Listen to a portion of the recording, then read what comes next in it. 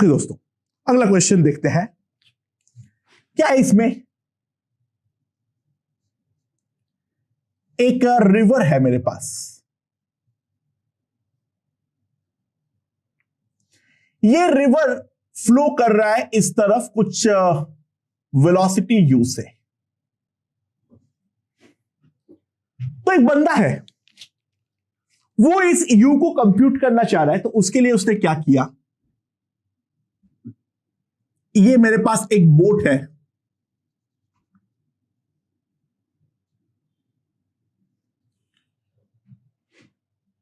जो speed of the boat है, speed of the boat है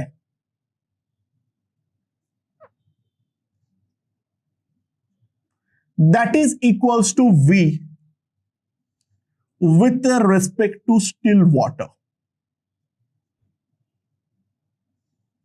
वो v भी राइट नाउ हमारे लिए अननोन है, ठीक है, वो v भी राइट नाउ हमारे लिए अननोन है।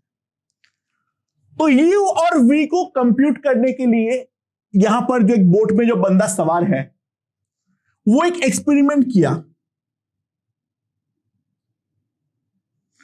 उसने एक बकेट को यहां पर छोड़ दिया। ऑब्वियसली बात है, बकेट के पास कोई इंजन नहीं है, तो नदी के साथ ही बकेट चलने वाले हैं, यानी बकेट का स्पीड तो हमेशा फिक्स रहेगा। बकेट हमेशा मेरा यू की तरफ ही चलता रहेगा। अच्छा, बंदा जो है, बोट जो है, अगर वो डाउनस्ट्रीम जाता है, वो जाएगा v प्लस यू से, क्योंकि खुद v से चल सकता है, नदी उसका u का हेल्प करेगा।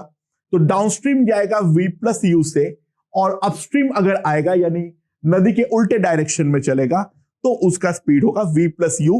v is definitely guaranteed to be greater than u। v is guaranteed to be greater than u। समझ में आया? तो अब एक्सपेरिमेंट क्या है? यहां से बोट पहले डाउनस्ट्रीम गया, boat first moves downstream for 40 minute to reach point A. 40 minute तक ये डाउनस्ट्रीम जाते हुए कोई एक पॉइंट ए पर पहुंचा। ही टर्न्स बैक,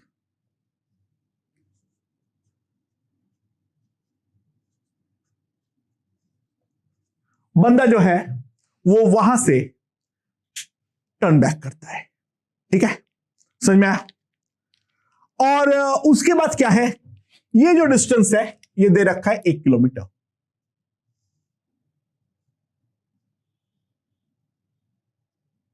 ये जो डिस्टेंस है वो है हमारा 1 किलोमीटर, ठीक है। अच्छा, उसके बाद क्या किया है बंदे ने, उस पर ध्यान दो। ही देन टर्न बैक करते हुए meets bucket somewhere again.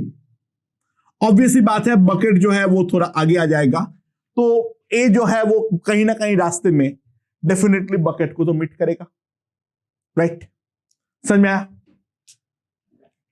Now उसके बाद जैसे ही वो बकेट को मीट किया, as soon as he meets the bucket, ठीक है, he again turns back। वो वापस वहां से टर्न बैक करता है, and now reach a 24 minutes after picking up the bucket।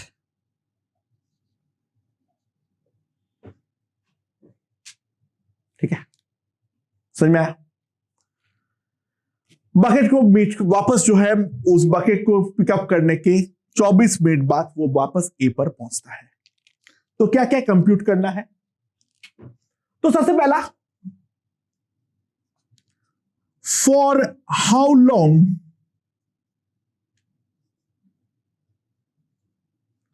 The boat traveled upstream.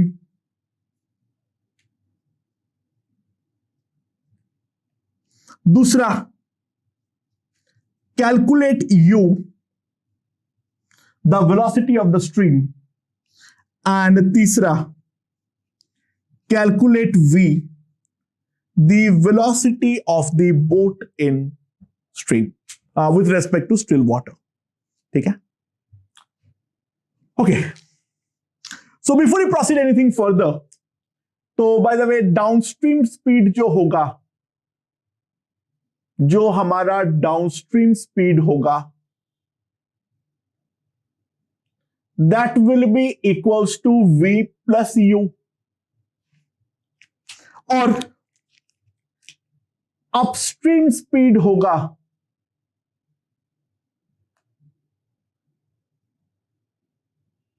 that is equals to v minus u. ठीक है, समझ में आया? नाउ बकेट का स्पीड जो है वो कांस्टेंट है। बकेट का स्पीड जो है वो कांस्टेंट है।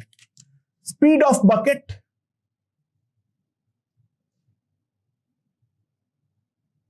is always equals to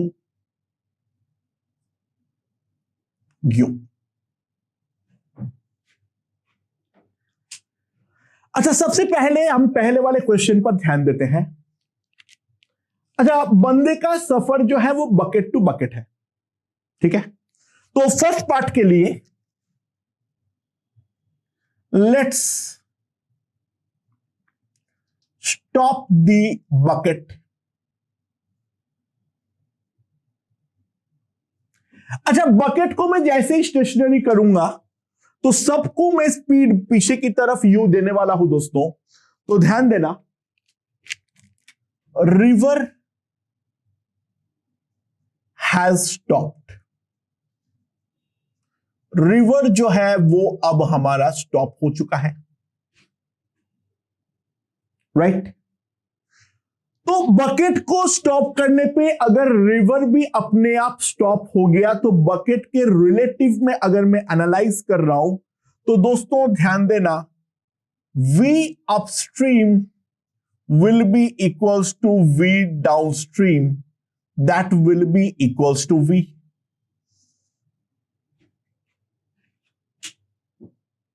v upstream that will be equals to v downstream, that is equals to v.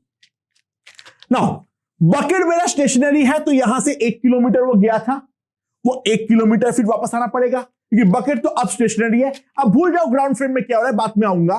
अभी रिलेटिव फ्रेम में अगर देखा जाए, जैसे मैंने बकेट को छोड़ा उससे यू से जा रहा था, बोर्ड v प्लस यू से जा रहा था, मैंने उसी इंस्टेंट पे क्यों ना हम बकेट पे चढ़ जाए और बकेट को हम स्टेशनरी कर ले। तो बकेट को स्टेशनरी करते ही रिवर जो है वो हमारा स्टेशनरी हो चुका है। तो उसके रेस्पेक्ट में अगर हम बात करें तो बोट का अपस्ट्रीम और डाउनस्ट्रीम दोनों के दौरान ही स्पीड सेम रहेगा and that will be equals to v. So bucket मेरा स्टेशनरी है,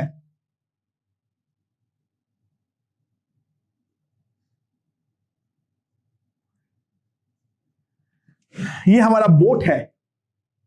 सो बोट v से जाते हुए 1 किलोमीटर दूर पे जाएगा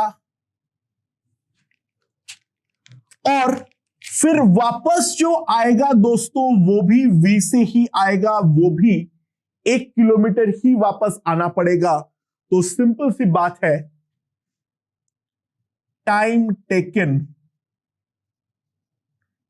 इन अपस्ट्रीम मोशन,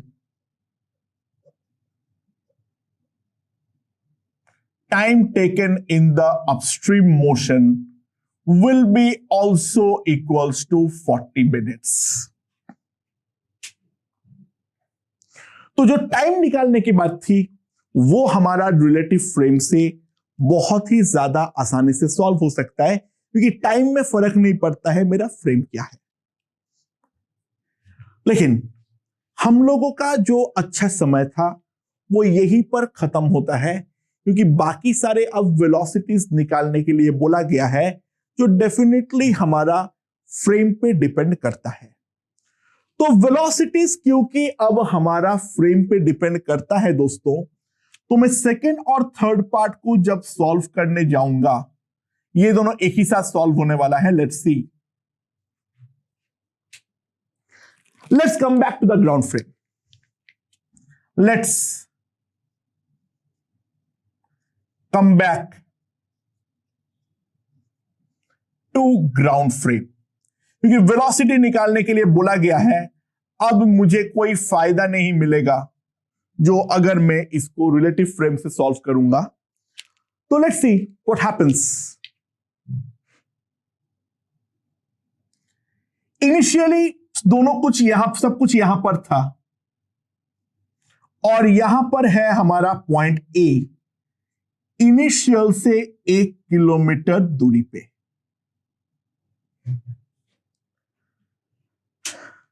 अच्छा, t इक्वल्स टू 0 पे बोट अपना सफर को चालू करता है with a speed of v plus you,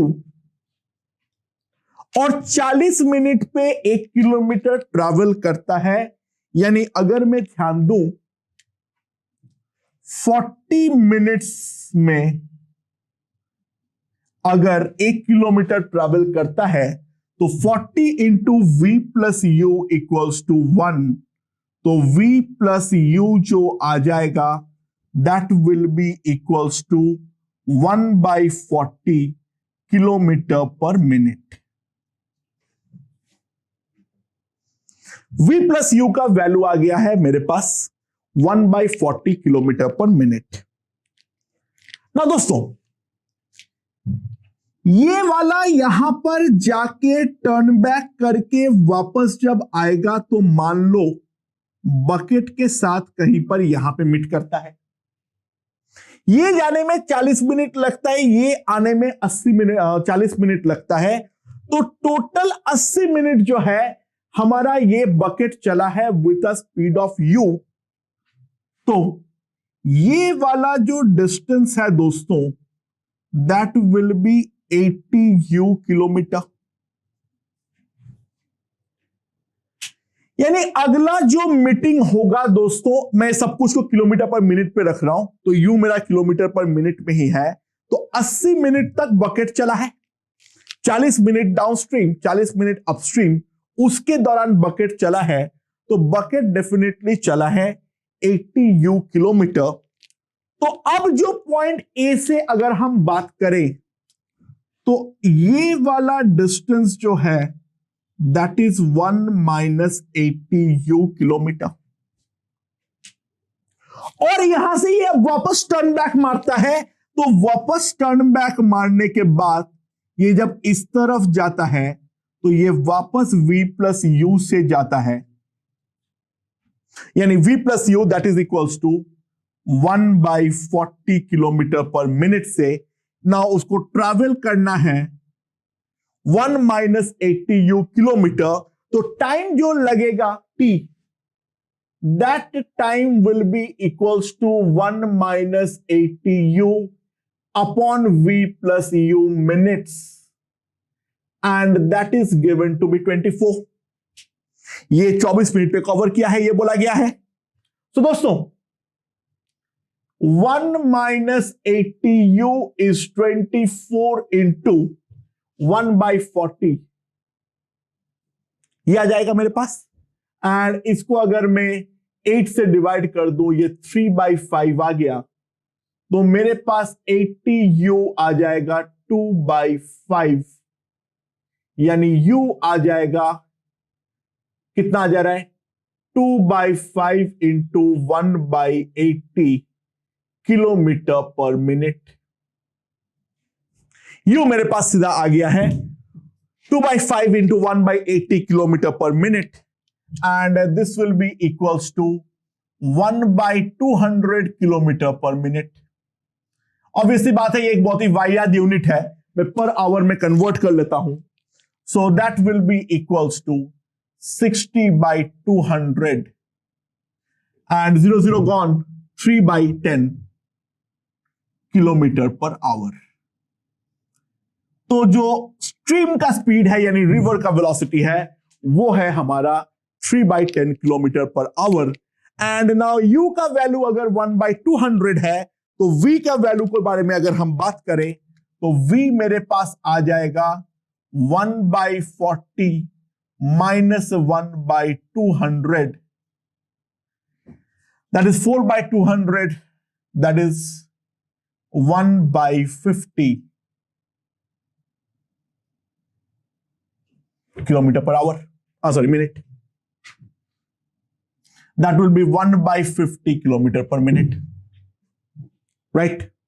So V आ जाएगा 1/50 kilometer per minute, and that will be equals to 1/50 into 60. That is equals to 6/5 kilometer per hour. So that is the velocity V of the boat in still water.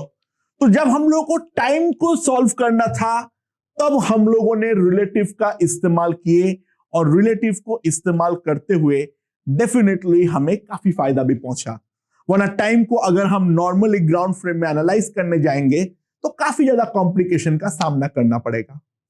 लेकिन जब भी velocity के बारे में बात करेगा तो हमें वापस ग्राउंड फ्रेम में आना ही पड़ेगा। The reason is pretty simple and straightforward. V जो है वो हमारा डेफिनेटली फ्रेम पर डिपेंड करता है।